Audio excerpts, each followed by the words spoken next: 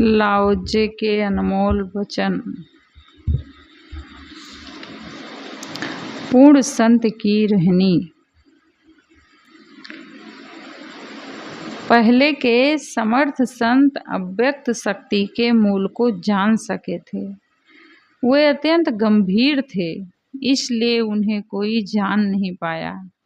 इसलिए उनके ऊपरी व्यवहार को ही कठिनता से बताया जा सकता है। पहले के समर्थ संत अव्यक्त शक्ति के मूल को जान सके थे। वे अत्यंत गंभीर थे, इसलिए उन्हें कोई जान नहीं पाया। इसलिए उनके ऊपरी व्यवहार को ही कठिनता से बताया जा सकता है।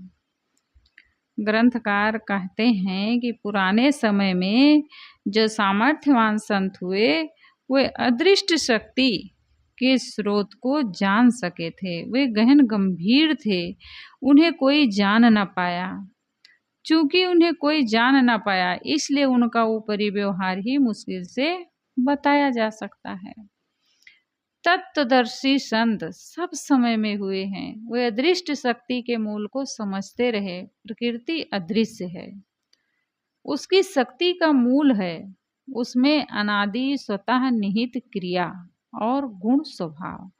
उसी सूक्ष्म अदृश्य प्रकृति से स्थूल दृश्यमान कार्य जगत निरंतर प्रकट होता है और पुनः अपने कारण में लीन होता है। दूसरी अदृश्य शक्ति है।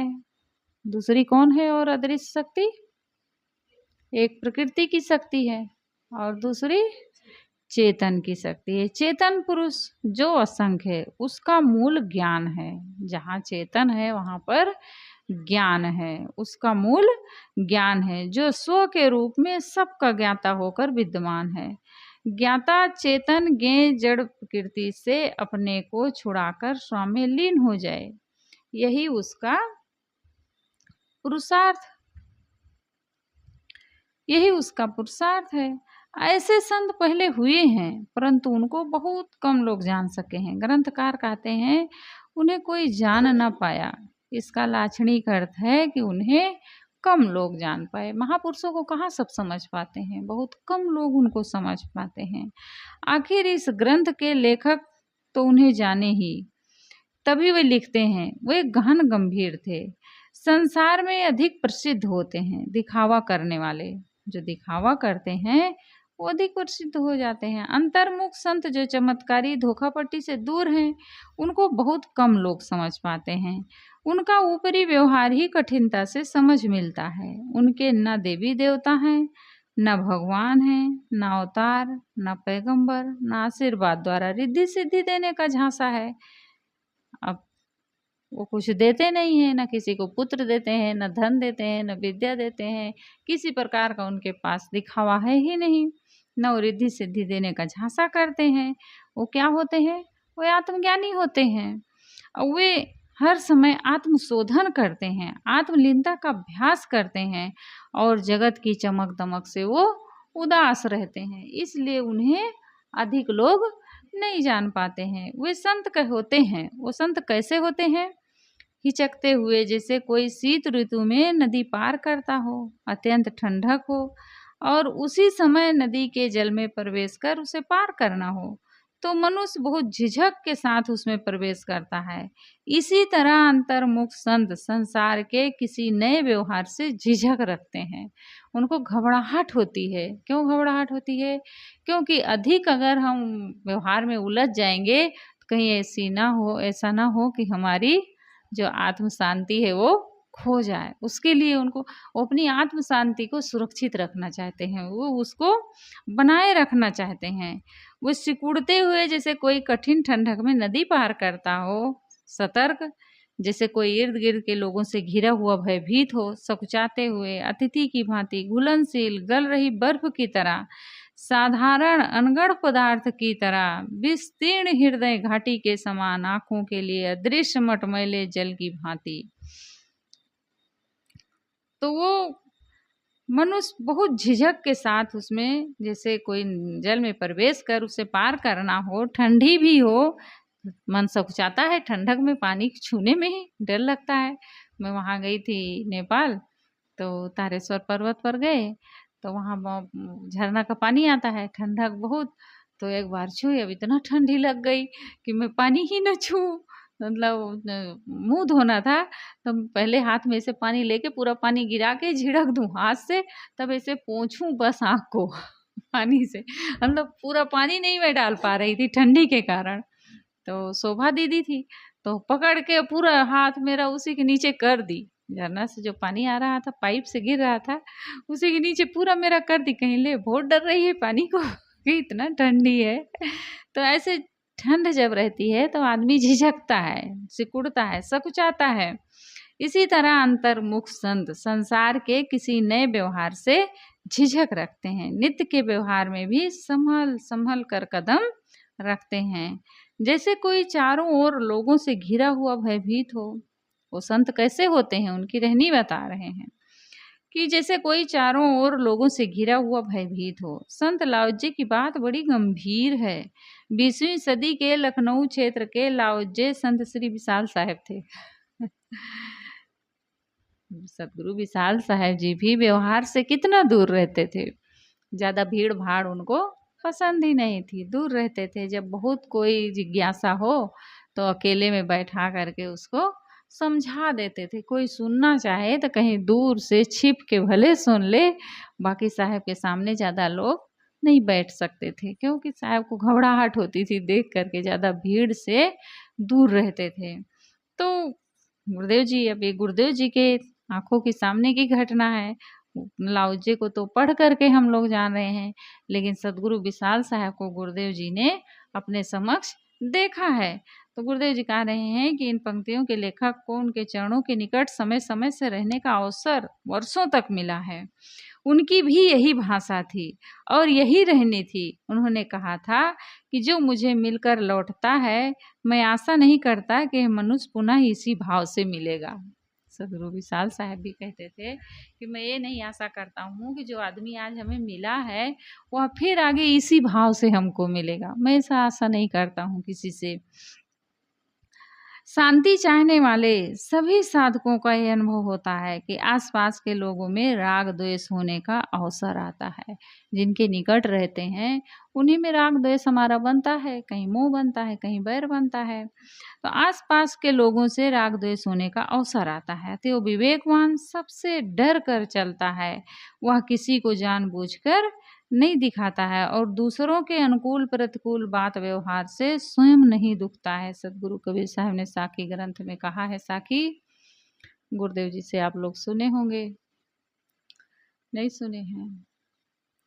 साधु ऐसा आगे नो दुखे दुखावे नाय, साधु ऐसा चाहिए दुखे दुखावे नाय, पान फूल छेड़े नहीं रहे बगीचा माहे। जो संत होते हैं वो सबके बीच में ही रहते हैं, इसी संसार में रहते हैं, लेकिन वो किसी को छेड़ते नहीं है, यानी किसी को न दुखी करते हैं और न वो स्वयं दुखी रहते हैं। पान फूल छेड़ने का मतलब यही है। बगीचा यानी संसार, शरीर, इसी शरीर और संसार में वो भी रहते हैं, लेकिन वो किसी को न दुख देते हैं, न किसी के दिए हुए दुख से वो पीड़ित होते हैं। दुखे दुखावे ना है। साधु को चाहिए कि वह दूसरों के किसी प्रकार के व्यवहार से दुखी और उत्तेजित ना हो और स्वयं किसी को जानबूझकर ना दुखावे। वो समाज और संसार रूपी बाग में रहे, परंतु किसी से छेड़खानी ना करे।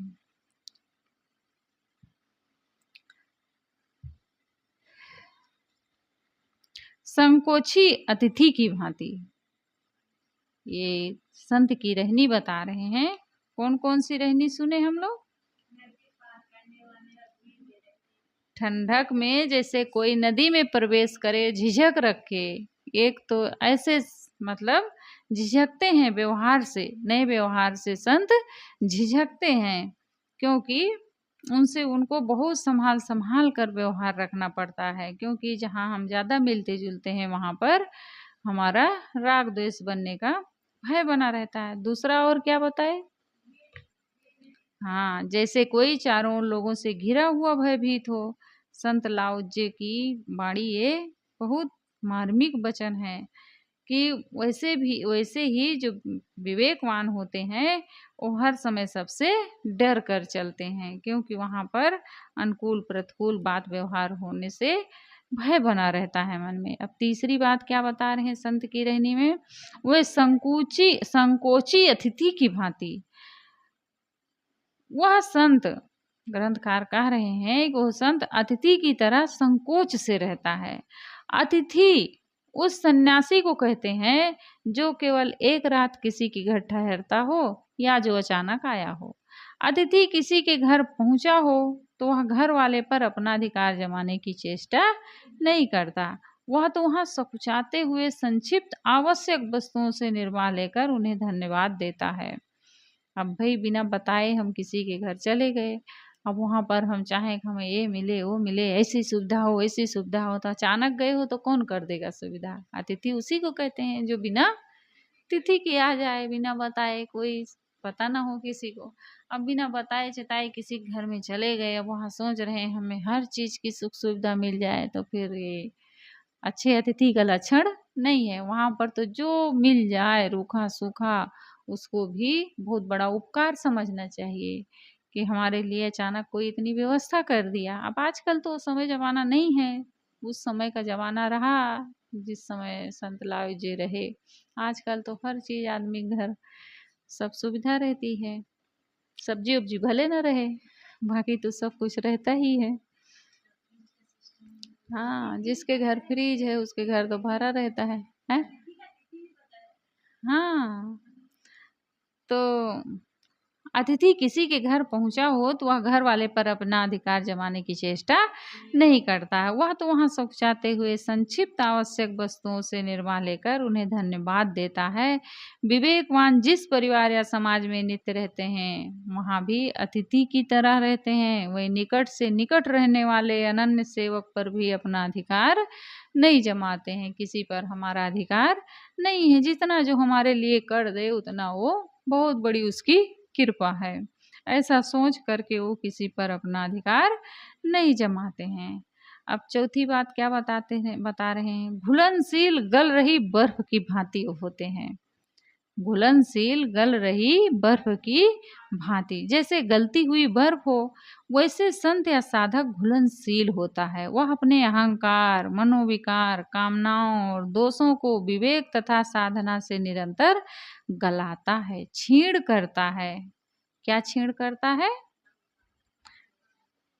जैसे बर्फ हो वो हर समय केवल घुलती रहती है, बर्फ कहीं रख दो तो वो हर समय घुलती रहती है। साधक जो संत होते हैं वो भी घुलनशील बर्फ की तरह होते हैं। वो हर समय अपने अहंकार, मनोविकार, कामनाओं, दोषों को अपने विवेक से उसको गलाते रहते हैं, निरंतर गलाते रहते हैं। यानी गलाने का मतलब है छीण करते रहते हैं। सच्चे साधक का लक्षण यही है कि वो अपने मन, वाणी और इंद्रियों के विकारों को साधना से निरंतर छीण करता जाए। इस साधना में शिथिलता न लाए अपितु निरंतर तीव्रता लाए। हमारे मनोविकार ही हमारे लिए नरक बनते हैं और हमारे लिए कोई नरक नहीं बना सकता है। हमारा विकार ही हमारे लिए नरक है, लेकिन आदमी कहाँ समझता है, पाल के अपने भीतर रखे रहता है, जानते हुए भी नहीं छोड़ पाता है। तो हमारा विरोधी हमें नरक नहीं दे सकता। कौन हमें नरक देगा? हमारे दोष हमारे नरक हैं। साधक इसे निरंतर नष्ट करते हुए इसी जीवन में कृतार्थ हो जाता है। और कैसे होते हैं? साधारण अनगढ़ वस्तु की तरह होते हैं। अनगढ़ वस्तु की तरह होते हैं संत। कोई लकड़ी, पत्थर आदि गढ़ा संवारा ना गया हो तो कैसा रहता है? बेढंगा रहता है, अनगढ़ रहता है। जैसे कोई लकड़ी है, पत्थर है या कोई भी चीज है जिससे हम कुछ बनाते हैं, अगर वो गढ़ा छीला नहीं गया है, संवारा नहीं गया है तो बेढंगा लगता है। इसी तरह जो संत होते हैं, अंतर्मुखी संत होते हैं, वो दिखावा से रहित होते हैं। ना उनका बहुत ज़्यादा फैसिलिटी वाला कपड़ा रहेगा, ना उनको बहुत ज़्यादा कुछ चाहिए। वो सामान्य आदमी की तरह दिखते हैं एकदम। लेकिन आदमी ऐसे लोगों के पास जाता कहाँ है? वो कहाँ जाएगा? जिस गुरु के पास बहुत सारी गाड़ियाँ हों, बड़े-बड़े नेता, मुख्यमंत्री, उनके शिष्य हों, बहुत सारी वहाँ संपत्ति हो, बहुत बड़े-बड़े चेले उनके हों, वहाँ पर जाते हैं लोग। लेकिन जो आज अंतर्मुखी संत हैं, जो दुनियादारी से दूर रहते हैं, उनके पास लोग जाना ही नहीं चाहते, क्योंकि वहाँ जाएँगे तो उनको कोई जानेगा ही नहीं। और बड़ों के जाएँगे तो कम से कम अहंकार से कहेंगे, अरे हमारे गुरुजी इतने बड़े हैं, उनका विदेशों में कई आश्रम हैं, उनके तो लाखों की संख्या में शिष्य हैं, भले वो कैसे भी हों। उनको ध्यान साधना ज्ञान ध्यान से कोई मतलब ना हो। तो जो संत होते हैं वो कैसे रहते हैं? साधारण अनगढ़ वस्तु की तरह होते हैं, दिखावा से रहित अंतर्मुख होते हैं। वह रजोगुणी मनुष्यों की दृष्टि में अव्यवहारिक लगता है, इसलिए ऐसे संतों से बहुत लोग लाभ नहीं ले पाते। लोगों को तो चमक दमक और तड़क भड़क पसंद है। और कैसे होते हैं संत? विस्तीर्ण हृदय घाटी के समान, घाटी के समान। दो पर्वतों के बीच जो खाली एवं शून्य जगह होती है उसे क्या कहते हैं? घाटी कहते हैं। दो पर्वतों के बीच जो खाली जगह एवं शून्य जगह होती है उसे घाटी कहते हैं। संत का हृदय घाटी की तरह, यानी कि अहंकार कामना शून्य होता है, इसलिए महान होता है। किंतु ये महानता संसार के लोग नहीं समझ पाते। साधारण मनुष्य मन को अहंता ममता से भरना उपलब्धि मानते हैं, किंतु संत मन को खाली कर देना, अहंकार ममकार छोड़कर मन को शून्य बना देना अपनी उपलब्धि मानते हैं। वासनाओं से शून्य हृदय वाला ही तो जीवन मुक्त है। साधक की उपलब्धि किसमें है?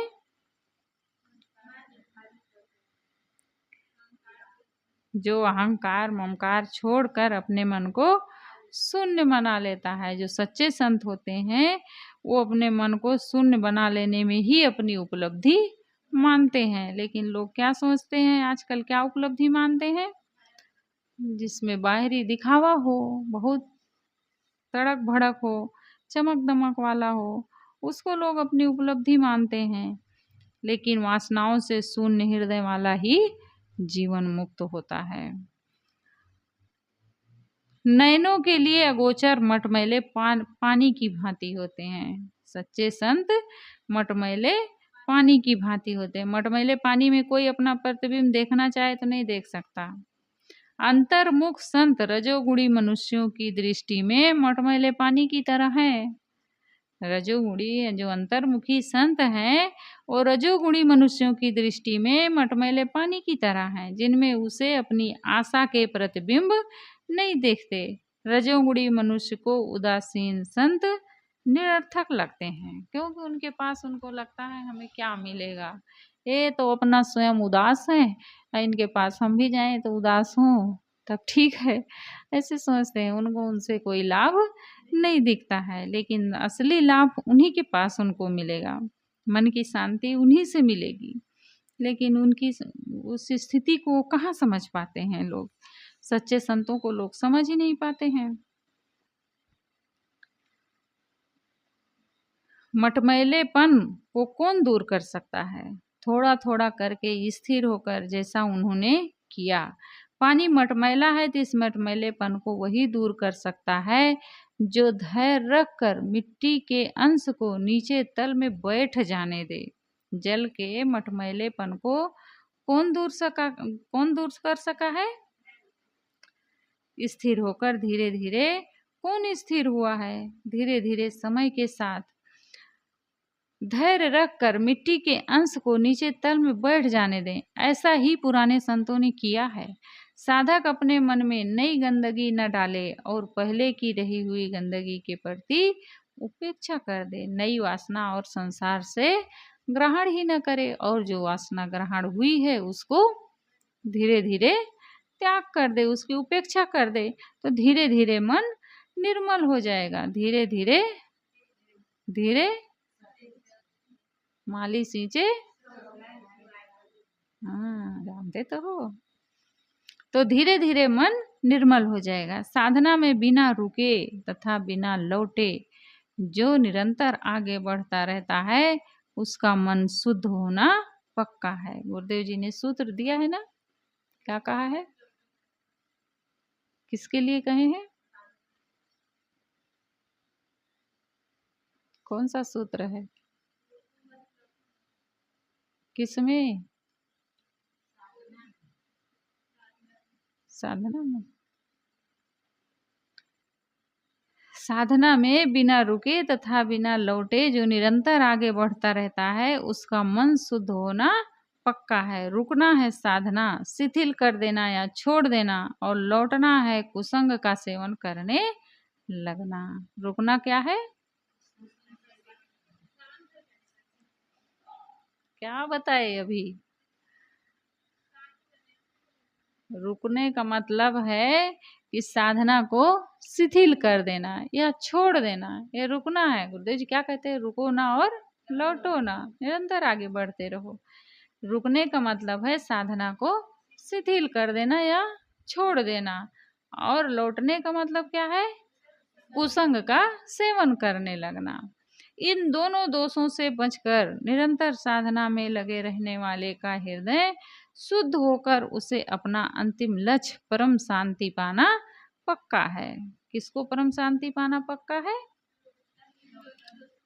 हाँ, जो रुकता नहीं है और लौटता नहीं, यानी जो साधना को, साधना में जिसके स्थिरता नहीं आती है, छोड़ता नहीं है, और जो कुसंग का सेवन नहीं करता है। इन दोनों दोषों से जो बच जाता है और साधना में निरंतर लगा रहता है उसका हृदय शुद्ध होना पक्का है, और उसका अंतिम लक्ष्य उसे अवश्य ही प्राप्त हो जाएगा।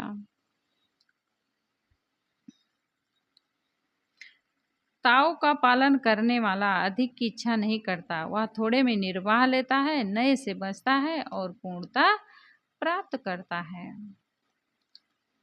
कौन स्थिर हुआ थोड़ा थोड़ा करके समय के साथ, जैसे वे हुए। शांति वही पाता है जो थोड़ा थोड़ा करके अपने मन की लालसाओं कामनाओं को त्यागते हुए स्वरूप स्थिति का अभ्यास करता है। पहले के लोग भी इसी प्रकार जीवन के लक्ष्य को पाए हैं, और सदगुरु कबीर कहते ही हैं, धीरे धीरे रे मना। तो जो इस ताव की सुरक्षा करता है वह अधिक की कामना में नहीं पड़ता, चूंकि वह अधिक के फेर में नहीं पड़ता, अतः वह थोड़े में निर्वाह लेता है। ताओ जड़ जगत में व्याप्त है, समस्त सृष्टि में व्याप्त है, और हमारे मन और जीवन में व्याप्त है। हर वस्तु का अपना धर्म, स्वभाव, नियम, ताओ है। जो अपने मन और जीवन के ताओ को, धर्म को, नियम को समझता है और उसे सुरक्षित रखता है, अर्थात उसका पूर्ण पालन करता है, वह अधिक की कामना नहीं करता, क्योंकि वो समझता है कि अधिक की कामना करना ताओ के विरुद्ध है, जीवन की शांति के नियम के विरुद्ध है। अधिक की कामना करने वाला शांति नहीं पा सकता। इसलिए ताओ का अनुगामी जीवन की शांति के नियम को समझने वाला मनुष्य अपने जीवन का निर्वाह सादी और स्वल्प वस्तुओं से लेता है। संत कबीर कहते हैं, रूखा सूखा खाए के, ठंडा पानी पीव, देख पराई चू पड़ी, मत ललचावे जीव। अपना जीवन कैसे बनाना चाहिए संत को, रूखा सूखा। एक दिन मिल जाए रोटी अभी रूखी तो पता लग जाएगा, सब्जी ही नहीं है किसमें खाए। अरे वो तो खाओगे ही,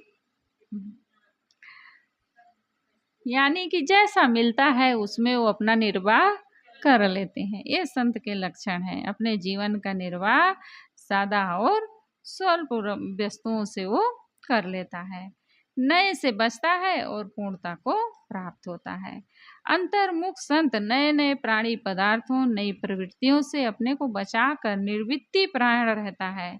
अनेक महात्मा नए नए मठों की स्थापना करते हुए अपने मूल स्थान की शाखाएं बढ़ाते जाते हैं और उन्हीं में उलझकर आत्म शांति को खो देते हैं। प्रतिभावान अच्छे संतों को लोग मठ, मंदिर, जमीन, धन अर्पित करते हैं और वे इन्हें स्वीकारते स्वीकारते दुनिया में उलझ जाते हैं। उनकी व्यवस्था में तो उलझते ही हैं, उनके मुकदमों की फाइलें भी लंबी होती जाती हैं। गुरुदेव जी को कि जहाँ जाते थे वहीं लोग आश्रम देने को तैयार हो जाते थे, साहेब यहाँ खाली पड़ा है, इसको आप संभालिए। गुरुदेव जी अगर लेते जाते तो अब तक 100-150 आश्रम हो जाता हम लोगों के भी। तो फिर हम लोग भी सब जगह कार्यक्रम बस केवल करते रहते, आज वहाँ कार्यक्रम है, इस महीने वहाँ कार्यक्रम है, इस महीने वहाँ कार्यक्रम है। बस 12 महीने सिर्फ आश्रमों में कार्यक्रम तो करना पड़ता, बस वही करते रहो अपनी ध्यान साधना चौपट, यही होता है। भले कहते हैं कि हमारे के 1000 आश्रम है तो इतने आश्रम है, उतने क्या करेंगे, यही तो करेंगे। वहाँ व्यवस्था वहाँ व्यवस्था, जहाँ गए बस केवल सब व्यवस्था में लगे हैं, उसी में उलझे रहते हैं। गुरुदेव जी इसीलिए आश्रम नहीं बढ़ाए ज़्यादा, बस यही करते रहेंगे सब आश्रम में। जो ध्यान साधना है, संत जिसलिए साधना करने निकले हैं, वो उद्देश्य उनका लक्ष्य छूट जाएगा। यहाँ तक कि पुस्तक की छपाई होती थी, गुरुदेव जी उसको भी ख़त्म कर दिए कुछ दिन में, कहे हटाओ इसको, क्योंकि उसी में सब संत लगे रहेंगे, समय नहीं मिल पाएगा उनको। सब लोग करते थे लेकिन समय नहीं मिल पाएगा, इसलिए प्रेस को हटा दिए गुरुदेव जी कि इसको यहाँ से कटाई कागज की और सब का काम बेंडिंग सब होता था, गुरुदेव जी उसको भी ख़त्म करवा दिए, सब बाहर से ही अब करवाओ, नहीं तो समय नहीं मिलेगा इसके लिए। तो क्या करते हैं संत लोग, नए नए मठों की स्थापना करते हैं और उसमें से निकल निकल करके फिर और शाखा बढ़ाते जाते हैं वहाँ की। कई आश्रम नहीं हो जाते हैं धीरे धीरे। अब फिर देखते हैं कि अच्छे संत हैं, बड़े प्रतिभावान हैं, इनमें योग्यता है, तो क्या करते हैं भक्त लोग भी दे देते हैं, हमारी जमीन है, बाल बच्चे नहीं, कोई नहीं, साहेब आश्रम बना लो। फिर साहेब आश्रम बनाने में लग गए। फिर हाँ, फिर ऐसे ऐसे जगह जगह आश्रम बनता जाता है और फिर उलझते जाते हैं उसी में, अपनी ध्यान साधना सब चौपट कर देते हैं, उनकी व्यवस्था में उलझते हैं। और कई जगह वो जमीन जो रहती है वो विवादी रहती है, तो विवादी जमीन है तो वहाँ फिर मुकदमा भी शुरू हो जाता है। अब रोज बाबा जी कोर्ट कचहरी पहुँचे हैं, अब क्या करेंगे, जाएंगे ही। तो फिर अंतर्मुखता का काम छूटकर क्या हो जाते हैं, घोर बहिर्मुखी हो जाते हैं। अब क्या करें, संपत्ति बचाना है, इतनी संपत्ति है चली जाएगी, दूसरों के हाथ लग जाएगी, अब क्या करें, वो स्वाभाविक है, लगे हैं तो फिर बचाना ही पड़ेगा। अब बचाने में लगे तो फिर उनका धर्म प्रचार, अपनी ज्ञान ध्यान साधना सब खत्म। तो साहब कह रहे हैं कि वो छूट कर फिर घोर बहिर्मुखी हो जाते हैं। जिस धर्म प्रचार के लिए उन्होंने सब किया वो लुप्त होकर दुनियादारी से भी गए बीते हो गए। आए थे हरि भजन को, ओटन लगे कपास। कपास से क्या मतलब है, यानी कि सामान्य काम में लग गए। कितने महान लक्ष्य के लिए साधना के लिए निकले थे, कितना महान लक्ष्य प्राप्त करूंगा, आत्म शांति, कल्याण कर लेंगे, दुनिया के दुख से मुक्त हो जाएंगे, महान लक्ष्य के पाने के लिए निकले, लेकिन यहाँ पर आकर के सामान्य काम फिर लग गए। अब बचाने लगे धन संपत्ति, तो धन संपत्ति क्या है, उस आत्म शांति के सामने, कल्याण के सामने तो सब फीका है ना, बाहर की दुनियादारी की चीजें। तो अब क्या करें, यहाँ पर आकर के फिर दुनियादारी में उलझ गए, दुनियादारी से भी गए बीते हो गए, क्योंकि साधुओं को कोई अच्छा नहीं मानता है जो केवल धन के पीछे दौड़ता रहता है। तो लोक भाषा में कहा जाने वाला रिद्धि सिद्धि में फंसकर परमात्मा को भूल जाने का अर्थ यही है। लौकिक माया रिद्धि सिद्धि है और आत्मा परमात्मा है। अनादि काल से अनात्म जड़ पदार्थों में मोह करने की आदत है। साधक यदि पुनः दुनिया की झूठी चमक दमक में फंस गया तो उसे स्थिर शांति एवं स्वरूप स्थिति धाम नहीं मिलेगा। क्यों नहीं मिलेगा, क्योंकि वो दुनिया की झूठी चमक दमक में फंस गया। माया के पसारा में मोह करना, उसमें हर्ष मानना घोर अविवेक है। इसलिए ताओ को समझने वाले, जीवन रहस्य तथा नियम को समझने वाले सिमट कर रहते हैं। कौन सिमट कर रहता है, जो ताओ को समझता है, यानी जीवन के रहस्य को, रहस्य तथा नियम को जो समझ लेता है वो सिमट कर रहता है, वो नए नए प्रलोभन में नहीं पड़ता है। इसलिए वे आत्मसंतुष्ट होकर कृत हो जाते हैं। तो कौन कौन से लक्षण बताए संत के, हम्म। दूसरा कौन है? हाँ, और तीसरा? हाँ। चौथा? हाँ। पांचवा? वो तो हो गया। हाँ, और?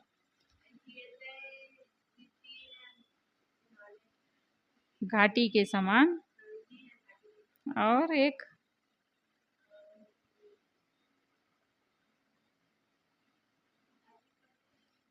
अनगढ़ वस्तु की तरह। संत कैसे होते हैं पहला बताए हैं इसमें।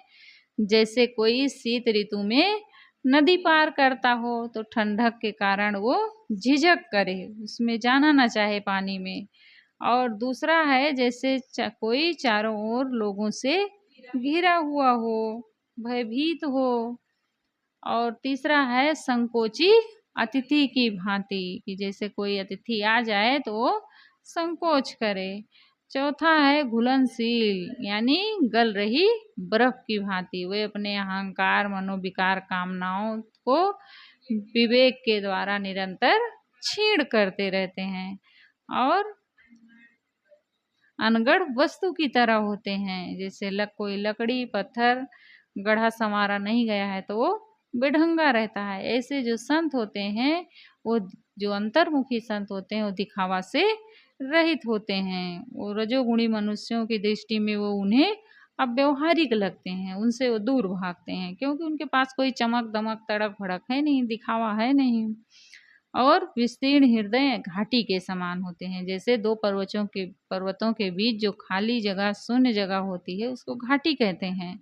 ऐसे संत का हृदय जो है वो घाटी की तरह होता है, यानी अहंकार कामना से शून्य होता है, इसलिए वो महान होते हैं। और नैनों के लिए अगोचर यानी मटमैले पानी की भांति होते हैं।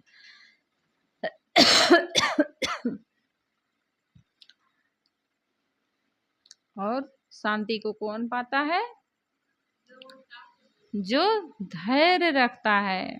धीरे धीरे रे मना, धीरे सब कुछ हो। जो धीरे धीरे स्वरूप स्थिति का अभ्यास करता है वो अपने लक्ष्य को प्राप्त कर लेता है। तो ये है ला है?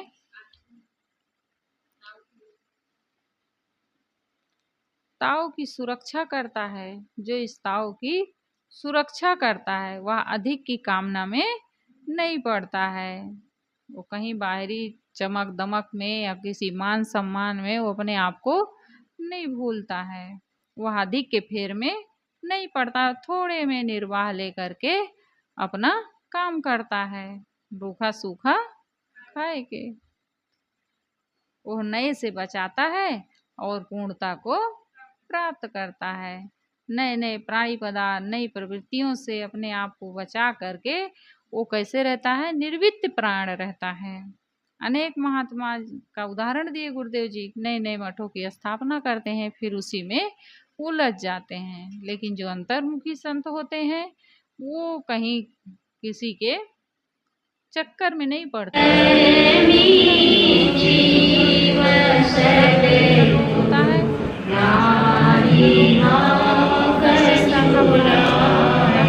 वो अपना दुनिया जाने से